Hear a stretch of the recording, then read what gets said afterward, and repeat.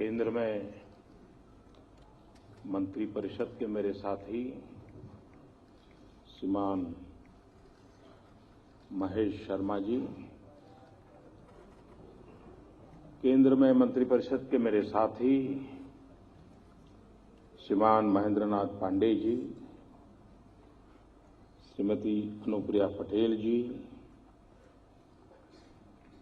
उत्तर प्रदेश सरकार के मंत्री श्रीमान ब्रह्मशंकर त्रिपाठी जी, बनारस हिंदू विश्वविद्यालय के उपकुलपति श्री गिरीश चंद्र त्रिपाठी जी और बनारस के सभी प्रबुद्ध वरिष्ठ महानुभाव, युवा मित्र,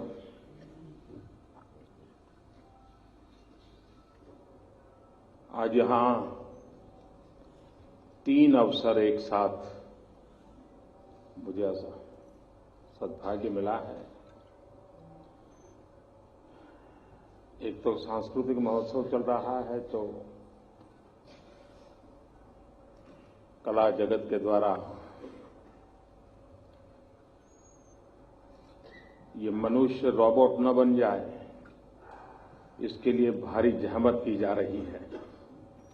तो चिंता सता रही है कि विज्ञान और टेक्नोलॉजी मानव को अगर कला से दूर कर दें, सांस्कृतिक विरासत से दूर कर दें, तो देर नहीं लगेगी उसको रोबोट बनने में। और इंसान को रोबोट बनने से बचाने के लिए कला जीवन का हिस्सा होनी चाहिए और कला निरंतर पुरस्कृत होनी चाहिए, अविरत पुरस्कृत होनी चाहिए। हर पीढ़ी दर पीढ़ी इसमें कुछ न कुछ जुड़ते रहना चाहिए और जुड़ना भी वो हो जो आगे के रास्ते भी खोलने वाला हो। और कला जगत को समर्पित लोगों ने सदियों से इस कार्य को निभाया है। आज यहां चाणक्य नाट्य का भी मंचन होने जा रहा है। मोटा मोटा मुझे याद है, शायद मैं गलती करता हूं कि कलाकार उसको ठीक कर लेंगे। शायद ये उनका 1001वां मंचन है यहां पर।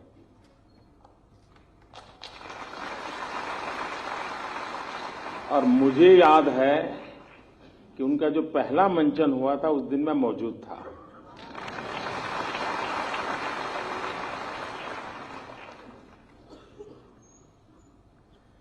राजनीतिक विचारधाराएं कितनी आई कितनी गई,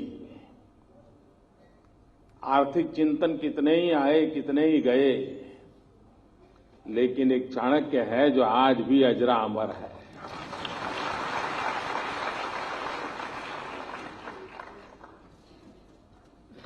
सदियों पहले एक महापुरुष कितना दूर का देख सकता है। आज भी अर्थव्यवस्था के संबंध में, मुद्रा नीति के संबंध में चाणक्य के विचार अगर पढ़ें तो लगता है कि आज जो स्थितियों से गुजरते हैं उसके संबंध में कभी पहले सोचा गया था। खैर, मैं पूरा समय तो नहीं रह पाऊंगा, लेकिन कलाकारों से मिलकर के जरूर जाऊंगा, क्योंकि कला का सम्मान तो होते रहना चाहिए। आज एक 2 महत्वपूर्ण चीजें, वैसे आज मैं काशी में अलग अलग कार्यक्रमों में करीब करीब 2100 करोड़ रुपयों के विकास के कामों का या तो शिलान्यास या लोकार्पण करने वाला है।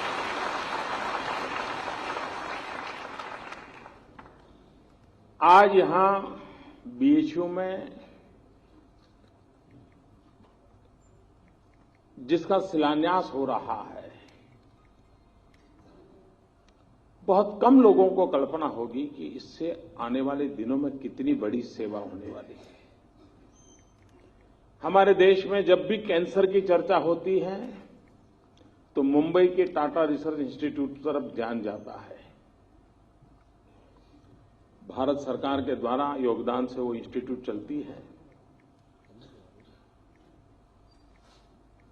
और उसमें जो लोग आते हैं, मरीज आते हैं, अधिकतम मरीज उत्तर भारत से आते हैं, उत्तर प्रदेश से आते हैं, उसमें भी पूर्वी उत्तर प्रदेश से आते हैं। और हम जानते हैं मुंबई में किस प्रकार से यहां का गरीब व्यक्ति, गांव का व्यक्ति जाएगा, क्या करेगा। और उसी में से एक विचार आया कि क्यों न हम इस पूरे क्षेत्र के लिए, जिसका लाभ झारखंड और बिहार के लोगों को भी मिल सकता है, उसी स्तर का एक अंतर्राष्ट्रीय स्तर का कैंसर रिसर्च इंस्टीट्यूट बनाएं, जिससे यहां के मरीजों को सेवा उपलब्ध हो, रिसर्च का भी काम हो और भारत सरकार इसकी देखभाल करे, ताकि टाटा इंस्टीट्यूट जैसा चलता है उसी लेवल का एक इंटरनेशनल लेवल का ये इंस्टीट्यूट निर्माण हो। आज उसका शिलान्यास अभी हुआ। कभी करीब अभी अंदाज है 600 करोड़ रुपया, लेकिन हो सकता है उसको हमारे देश में 600 से 1000 होने में देर नहीं लगती है। लेकिन लागत के कारण कभी काम रुकेगा नहीं। मैं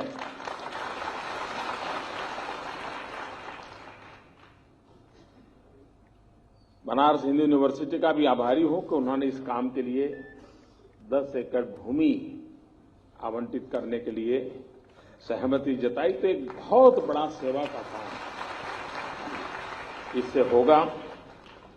आज दूसरा भी एक काम हो रहा है कि यहां पर जो हमारा मेडिकल इंस्टीट्यूट चल रहा है, उस इंस्टीट्यूट के लिए भी शताब्दी सुपर स्पेशलिटी संकुल का भी शिलान्यास हुआ है।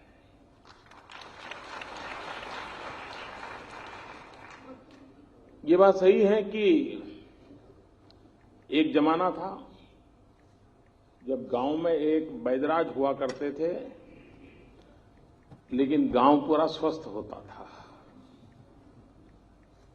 वक्त ऐसा बदलता चला कि अब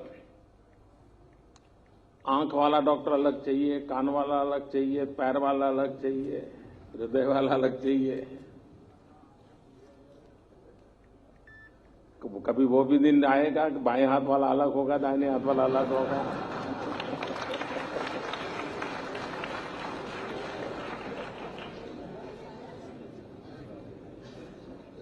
कहने का तात्पर्य है कि अब सुपर स्पेशलिटी का महात्म्य बढ़ रहा है। विशिष्ट बीमारी, विशिष्ट अवस्था का सीधा उसी पे फोकस करके ट्रीटमेंट करना और पूरे हेल्थ को इंटीग्रेटेड हो। और इसलिए आज आवश्यकता बन गई है कि सुपर स्पेशलिस्ट व्यवस्थाएं विकसित हो और सिर्फ सेवा न हो, रिसर्च भी हो। उस प्रकार के मरीजों का अध्ययन भी होते रहना चाहिए, उसमें किस प्रकार से बदलाव आए उसको भी देखना चाहिए। पहले का जमाना था कि वैद्यराज नाड़ी पकड़ के तय करता था क्या तकलीफ है। धीरे धीरे मेडिकल साइंस ने अनुभव के आधार पर तय होने लगा। डॉक्टर पेशेंट को एक 12-15 सवाल पूछता था और तय कर लेता, हाँ इसके आसपास कुछ होगा, और फिर वो प्रयोग शुरू करता था। लेकिन अब डॉक्टर का काम धीरे धीरे कम होता जा रहा है, टेक्नोलॉजी का बढ़ता चला जा रहा है। टेक्नोलॉजी तय करती है, मशीन के अंदर आपको डाल देते हैं, मशीन तय करता है कहां गलती है, कहां गड़बड़ है, और फिर डॉक्टर कहता है अच्छा ये है तो फिर ये करेंगे, ये है तो ये करेंगे। टेक्नोलॉजी का इंटरवेंशन मेडिकल साइंस में बहुत तेजी से बढ़ रहा है और उसके कारण परफेक्शन भी आ रहा है, प्रॉपर ट्रीटमेंट भी संभव हुई है और मरीज के उपचार के लिए भी एक अच्छी व्यवस्था विकसित हो रही है। भारत जैसे देश में उत्तम से उत्तम प्रकार की हेल्थ केयर के लिए हम सक्षम हैं। हमारे पास जो ह्यूमन रिसोर्स हैं, दुनिया के जो समृद्ध देश हैं, वहां भी भारत के डॉक्टरों की आज भी उन्हीं की आवाज सुनी जाती है, इतनी ताकत है। दुनिया के बड़े बड़े लोगों से कभी मिलते हैं तो परिचय करते हैं तो नहीं मेरा फलाना डॉक्टर है ना, वो इंडियन है, वो तुरंत बताते हैं। उनको बड़ा गर्व होता है वो इंडियन मेरा डॉक्टर है।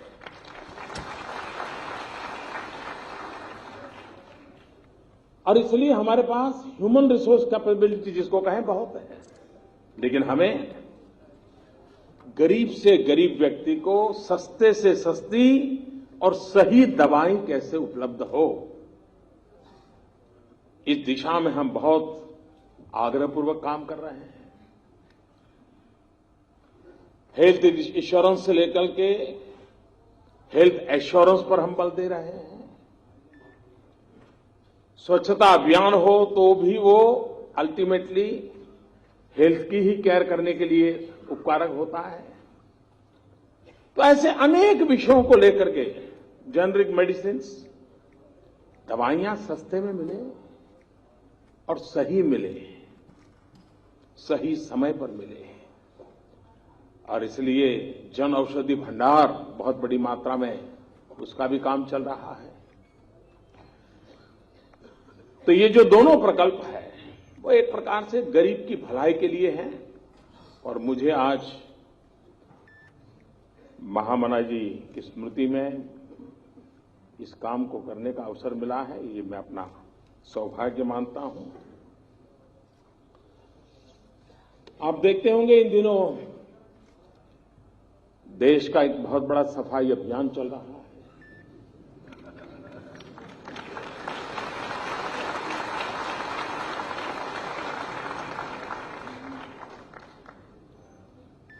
अगर गंदगी का बड़ा ढेर हो और वहां से आप गुजरते हैं तो दुर्गंध आती है। बार बार आते हैं जाते हैं तो पता है कि अब यहां दुर्गंध शुरू हो जाएगी, वहां पहुंचेंगे तो पूरी हो जाएगी।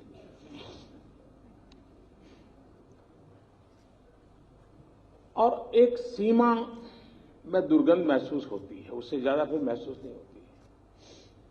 लेकिन जब उस ढेर की सफाई शुरू करते हैं तो गंध इतनी ज्यादा महसूस होती है कि वहां से गुजरना मुश्किल हो जाता है।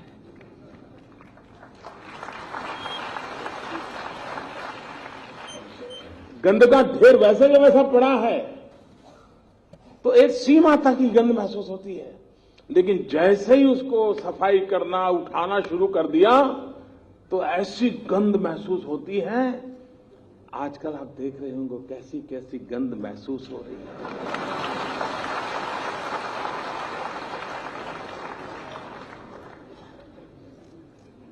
लेकिन एक बार ढेर साफ हो जाए तो फिर मन करता नहीं, यार ये तो जगह इतनी अच्छी बगीचा बनाया जा सकता है।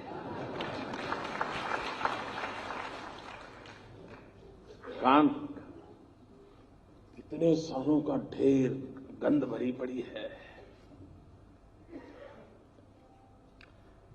लेकिन एक काशी के आशीर्वाद है कि मैंने गंद की सफाई का बेड़ा उठाया है।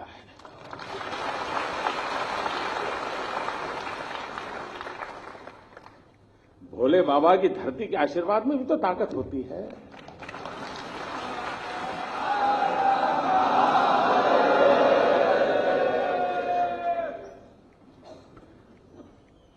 कुछ लोग कहते हैं कि मोदी जी ने इतना बड़ा डिसीजन ले लिया, लेकिन उनको अनुमान नहीं था।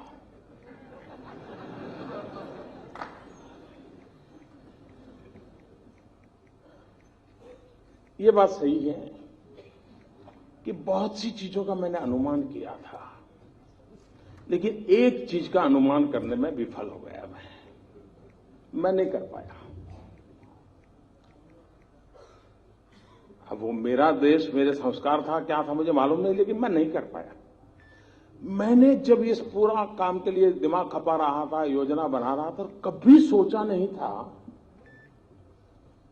कि देश के राजनेता कुछ और कुछ राजनीतिक दल हिम्मत के साथ बेईमानों के साथ खड़े हो जाएंगे।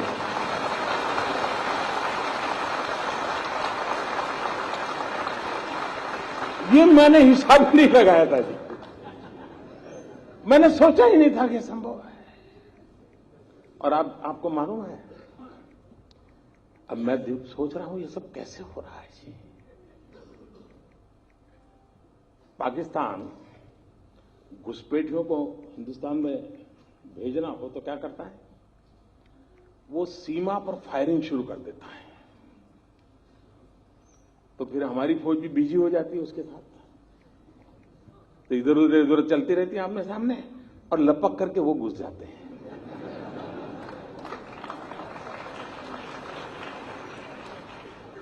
उनको कवर मिल जाता है बेईमानों। इन दिनों संसद में आपने देखा होगा, तू मैं, तू मैं। तो इन लोगों को पीछे से, मुझे अब समझ आया ये होलना किसकी भलाई के लिए किया जा रहा है। पुराने जमाने में देखा होगा आपने, मेले होते मेले, उसमें पिक पॉकेटर आते हैं, तो उनको लगता है ये सबसे बढ़िया जगह है, एक दिन में ज्यादा बिक्री कमाई हो सकती है, जेब कतरे आ जाते हैं। लेकिन वो बड़े चालाक होते हैं जी। वो जेब कतरा जेब काटेगा तो उसका जो साथी दूर खड़ा है उसको पता चलता है अब काम हो गया, तो उधर की तरफ दौड़ता है, ये चोर भाग रहा है, चोर भाग रहा है, तो पुलिस सब वहां भागेगी और वो जेब कतरा आराम से उधर से निकल जाएगा।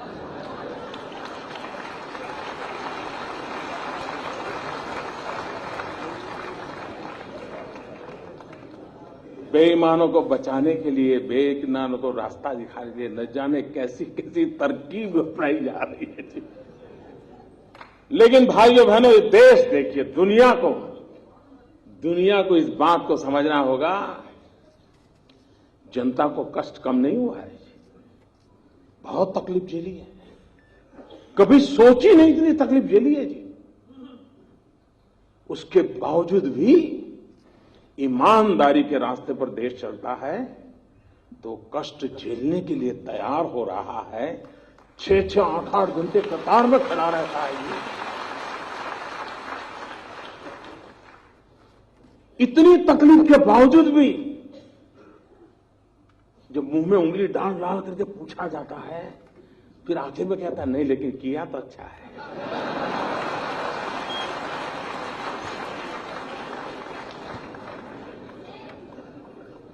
साहब, मैं देश के राजनेताओं को कहना चाहता हूं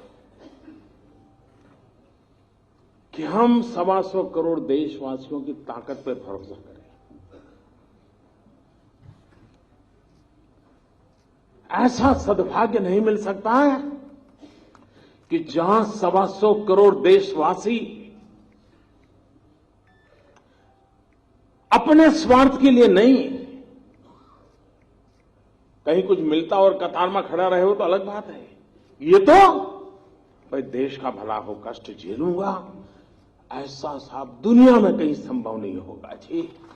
इन 125 करोड़ देशवासियों को जितना नमन करे उतना कम है जी, जितना नमन करे उतना कम है।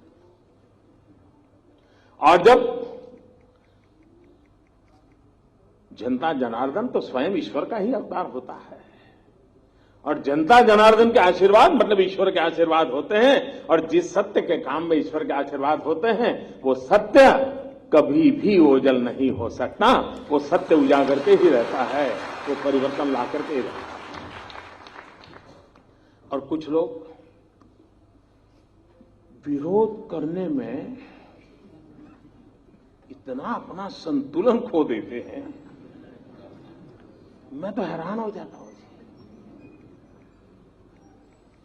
इन दिनों अब इस पर तो बोल नहीं पाते, कह नहीं सकते कि काला धन नहीं है, कह नहीं सकते कि भ्रष्टाचार नहीं है, ये भी नहीं कह सकते कि जाना नहीं चाहिए, तो लेकिन कुछ तो बोलना है, तो क्या बोले।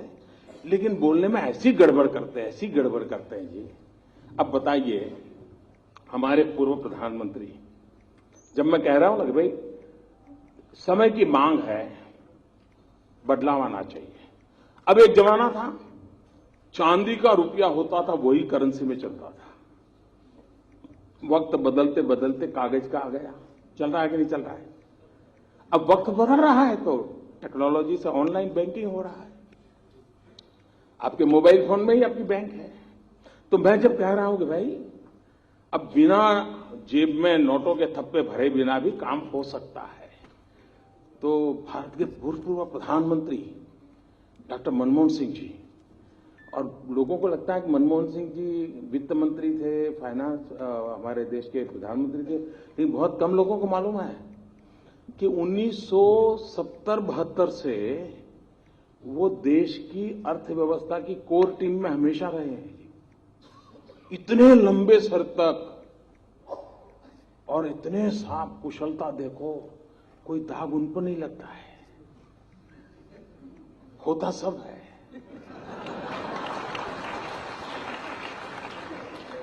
उन्होंने अभी ऐसा कहा, जब मैं कैशलेस की बात करता हूं, उन्होंने कहा कि जिस देश में 50% लोग गरीब हो, वहां ये टेक्नोलॉजी वगैरह कैसे हो सकता है।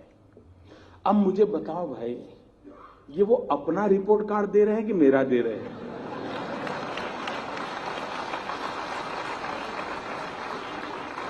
ये 50% गरीबी, ये विरासत किसकी मैं झेल रहा हूं जी। मनमोहन सिंह जी, आप विरोध करे कोई बात नहीं, आप पूर्व प्रधानमंत्री हैं, हम गंभीरता से लेते हैं आपकी बात को, लेकिन आप अपना रिपोर्ट कार्ड दे रहे हैं, ये मुझे खुशी हो रही है। उनके एक दूसरे महानुभाव जो देश के वित्त मंत्री रहे, वो लेख भी लिखते हैं, सुमन चिदम्बरम जी। उन्होंने कहा कि हमारे देश में 50% गांवों में अभी भी बिजली नहीं है, तो कैशलेस कैसे करोगे। अब बताइए साहब, कहीं पर बिजली थी किसी गांव में, मैंने आकर के खंभा उखाड़ दिएगा।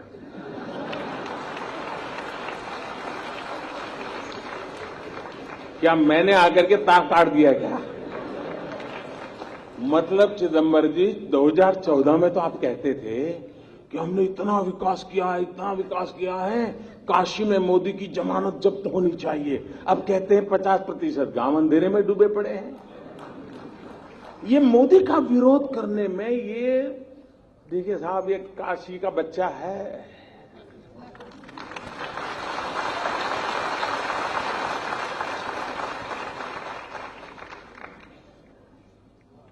काशी की जनता ने मुझे पाला, पोषा, और इसलिए इस पवित्र धरती के आशीर्वाद है कि इधर से हो उधर से हो, तुमसे सच निकलवा के ही रहेगा।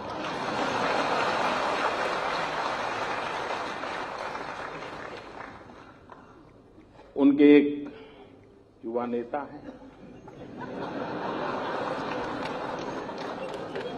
अभी भाषण सीख रहे हैं, ऐसे करते वो भी ऐसे करें।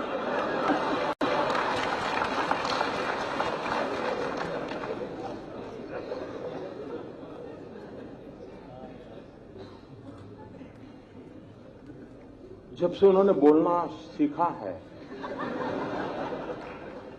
और बोलना शुरू किया है, मेरी खुशी का कोई पार नहीं है।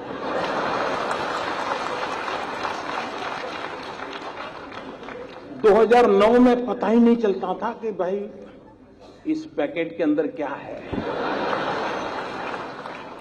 पता ही नहीं चलता था। अब पता चल रहा है कि भाई ये है, ये नहीं है। न बोलते तो बड़ा भूकंप आ जाता था और देश को इतना बड़ा भूकंप झेलना पड़ता, ये देश 10 साल तक उभर नहीं सकता था। लेकिन अच्छा हुआ कि बोलना शुरू हो गया तो पता चल रहा है भूकंप की संभावना बची नहीं, क्योंकि देश की जनता समझ गई। जी, इन्होंने बड़ा मजेदार कहा। उन्होंने कहा जिस देश में 60% लोग अनपढ़ हो, वहां मोदी ऑनलाइन बैंकिंग की बात कैसे कर सकता है? मुझे बताइए साहब, कोई पढ़ा लिखा था क्या? मैंने कोई जादू टोना किया कि वो अनपढ़ हो गया? ये 60% अनपढ़ थे। ये रिपोर्ट कार्ड आपने किसका दिया जी, जरा बताओ तो। भाइयों बहनों, ये क्या कर रहे हैं उनको भी समझ नहीं है जी। लेकिन अच्छा है, किसी का काला धन खुल रहा है तो किसी का काला मन खुल रहा है जी।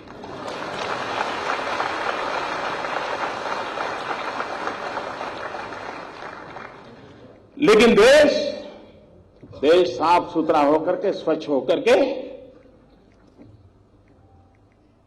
सोने की तरह तप करके निकलेगा, इस विश्वास के साथ में लगा।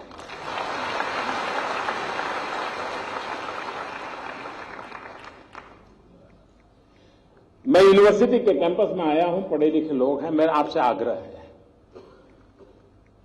मेरी बीएचयू के सभी नौजवानों से आग्रह है, जो इस सभागृह में होंगे, जो बाहर होंगे, सबसे आग्रह है, और भूतपूर्व विद्यार्थियों से भी आग्रह है मेरा।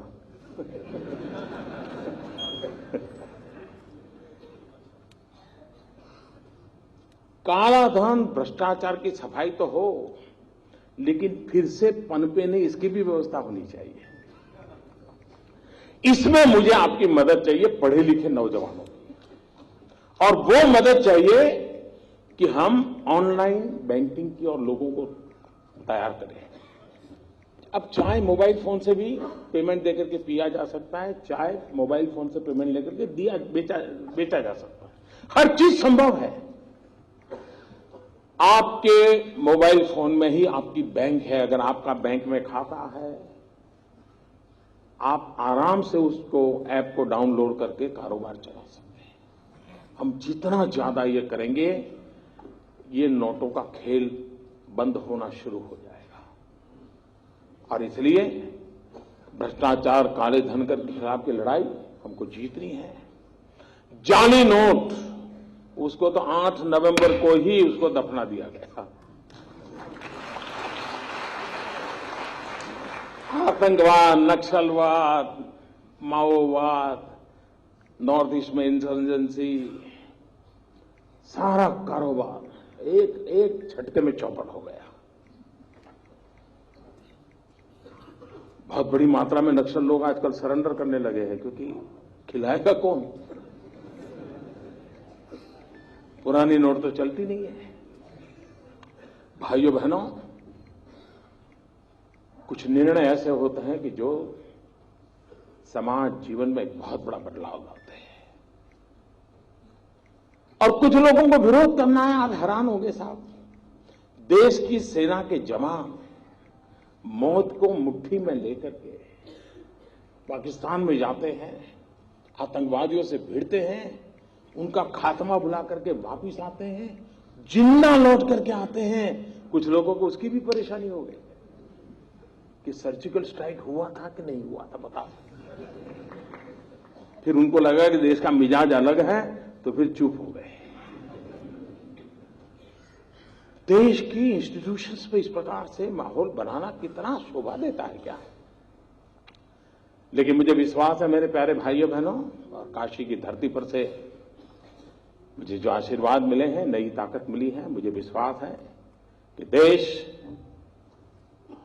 जिन इरादों को लेकर के हमारा साथ दे रहा है, उन इरादों को पूरा करने में हम कोई कसर नहीं छोड़ेंगे। बहुत बहुत धन्यवाद।